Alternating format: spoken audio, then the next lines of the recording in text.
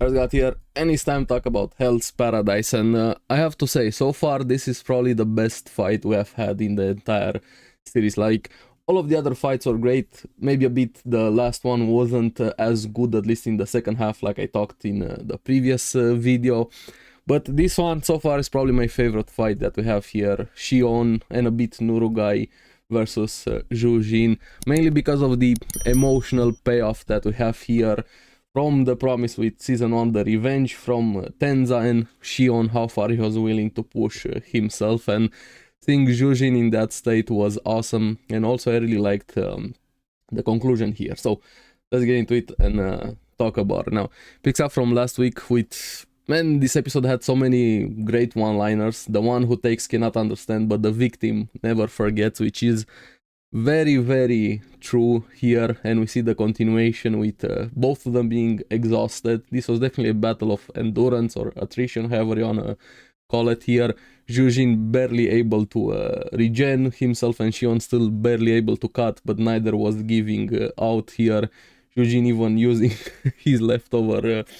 body parts or spares body, however you wanna call them, as projectiles to stall for time here. Shion still cutting there, wasn't able to hit the tandem. And I like even the ingenuity to use that sword tip to stab the tandem here. He gets trapped in the bodies, the cocoon here, he's still able to carry. Like, it was such a back and forth fight here. Both of them on their last legs, tower, whatever, power, energy, whatever you wanna call it here.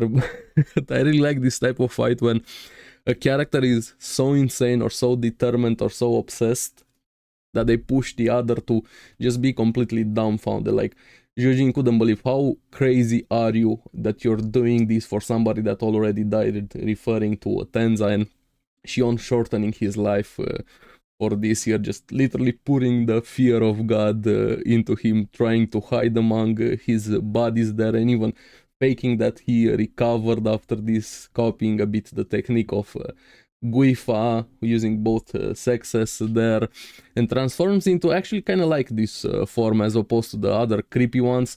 They're good also in that sense, but this one, it's not fully his form there, but I like this one. I feel like a fairy, you know, it reminded me a bit of some arcs from Berserk, that design there.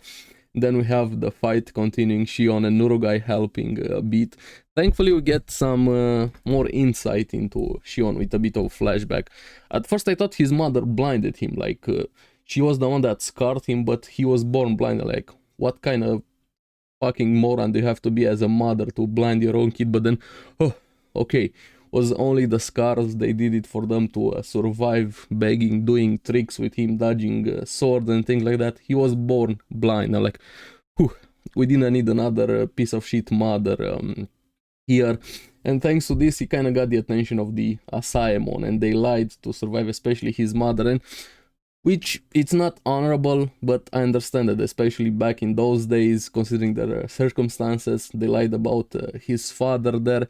He always felt ashamed of that, and kind of got to him. And what I really liked was the moment when he first saw Tenza a bit, when they're saying Tenza was bickering with Shugen, and I'm also excited for Shugen to see more of him, but Tenza saying something that kind of struck a big chord with Shion. The past doesn't matter, but the present matters. I'm paraphrasing a bit, which is very true, because Shion was kind of stuck a bit in the past and with everything he has been through, and that's when he started admiring Tenza, seeing him in a different light there, and touching him quite a lot here. And back in the present, we have the fight continuing, Zhu Jin being exposed that he was faking his recovery, and Shion just said it. This is gonna be a battle in the mud, basically, to the end. Who's gonna last the longer here? And even telling Nurugai to stand back, he's gonna go solo. This also kind of mirrored a bit the situation with Tenza back in Season 1, which I liked quite a lot. Here, he's able to stab Zhu Jin, and we see his plan, or last ditch effort, thanks to the flashbacks of the plan, just skewering to exhaust their Tao, like keeping them locked into that regen cycle as long as possible, especially the oval here. The vines are going into him. And another one called liner, if we both die, I win. Like Shion saying that and having the determination and obsession and insanity to go through with it. Damn, willing to die. I would have liked like a few seconds to get back into the mind of Zhu Jin, but probably along the same lines. How is this guy so crazy? What is he doing? I love shocked and surprised faces of characters to insane things happening to them is one of my favorite things in anime here. So this episode really spoke to me quite a lot on the action side, but also on the emotional side, because, well, there wasn't a lot of actual fighting, so to say, action into this episode. It was more battle in the mud, so to say, just insanity here that we have. Kind of like these episodes more when it's just flashy things just for the sake of it here. And this goes for a lot of series here, and him being willing to die, and Nurugai didn't wanted, saying, why are you doing this? This isn't like you. And we finally get to the core of Shion, how much survivor guilt he has for what happened with Tenza, how much he admired, how much he cared about him, and him saying just, why did I make the right choice when he ran away back then? He died in pain, painful. He can't forgive himself here, and without him realizing, he kind of asked the same thing that Tenza asked of him with Nurugai, telling her to run away. I'm gonna stay here in the back. She does run away at first, being pushed by Shion, but she realizes, thanks to thinking of Tenza, seeing him in this vision, giving her that sword, the symbol here, only one thing left to do, and she actually chooses to go back to save him there. And I like how she runs back. Shion was dying there, and she instantly tackles him, starts death hugging him like she wouldn't let go, just to recover his Tao here. And he's finally able to snap to normal, telling her, hey, a girl shouldn't do this.